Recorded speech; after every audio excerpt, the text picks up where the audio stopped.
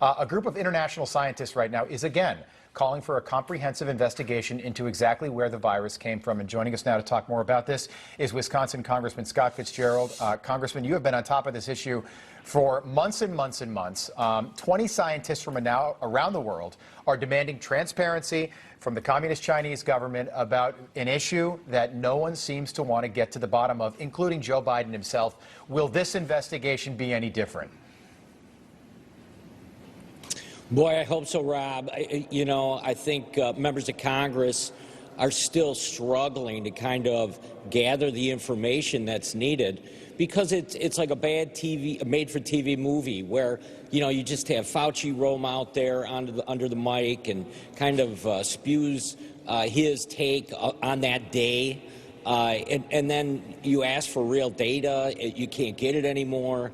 I mean, it's just spiraled downward, I would say, in the last 6 months, to a point where it's just difficult as a member of Congress to get any good information on any of these topics. And then, like you said, on top of it, we're headed to the Olympics in this environment. I mean, it's just unbelievable at this point. Yeah, Congressman Dr. Anthony Fauci says he supports investigations into coronavirus origins. Take a listen.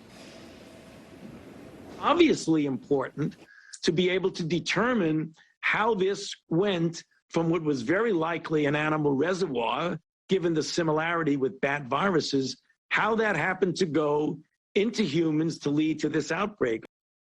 All right, I want to get your thoughts on that. Do you think he really wants people to know the origins of it? He's also sticking to this zoonotic theory. They tested every animal in that Wuhan wet market, 80,000 animals. No animal had COVID.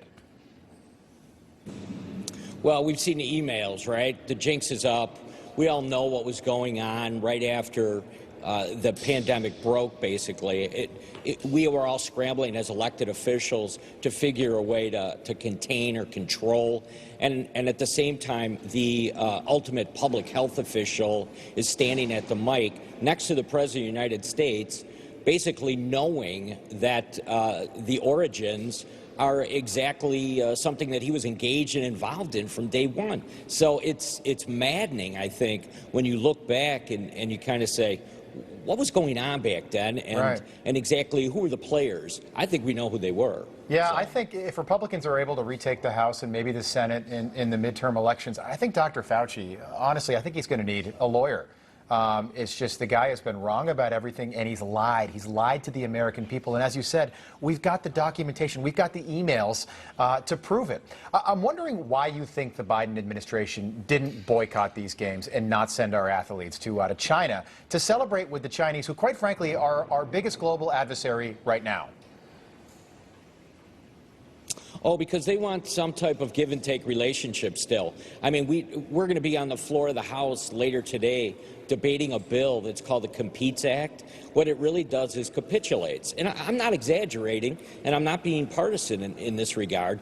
They really believe that at the end of the day, there should be like this free exchange of intellectual property.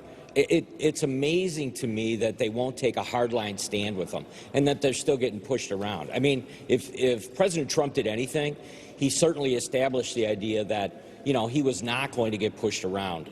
That is not where we're at right now. That is not what Speaker Pelosi wants, and that's certainly not what President Biden wants at this point. Yeah, Congressman, there's been a lot of talk that Russia could potentially invade Ukraine after the Olympics. What do you think about that? What are you hearing? Yeah, I mean, members of the House have been briefed, and I think it's inevitable that you're looking at some type of movement. I don't know how to further kind of describe that, other than I don't think there's any doubt that Putin will eventually pull the trigger on some type of aggressive occupation. What that looks like and how many casualties go along with that. I think it's going to be an eye-opener for the American public when they see just exactly what they're capable of and what they're actually trying to pull off. They've been becoming very uncomfortable with the Ukraine over the last decade, and timing is everything. I'm very concerned about what happens after that in relationship to China and Taiwan, and whether or not this administration is going to be able to garner the support, gather the support of Congress to really be able to make some bold moves to say, listen, the U.S. is not going to stand by and watch all this happen. Yeah, I mean, so I think it's inevitable at this point. We're showing video, Congressman, of President Xi and President Putin yesterday in Beijing. I mean, these two are thick as thieves. Right. It's like Winston Churchill and FDR during the Second World War. I mean, they're getting together, they're smiling, they're shaking hands. Nobody cares about COVID, not that they should. But it's all connected. So Carter boycotts the summer Moscow games because Russia invades Afghanistan. Russia could invade Ukraine right after these games. He did so in Sochi in 2014. History repeating itself, and nobody in the administration wants to confront facts, what's actually happening. I know you're staying on top of it, sir. Keep us posted. The games last for about 3 weeks. It's going to be interesting to see how this plays out. Thank you. Thank you so much, Congressman Scott Fitzgerald, for joining us this morning. Good to be with you guys. Thank you, sir.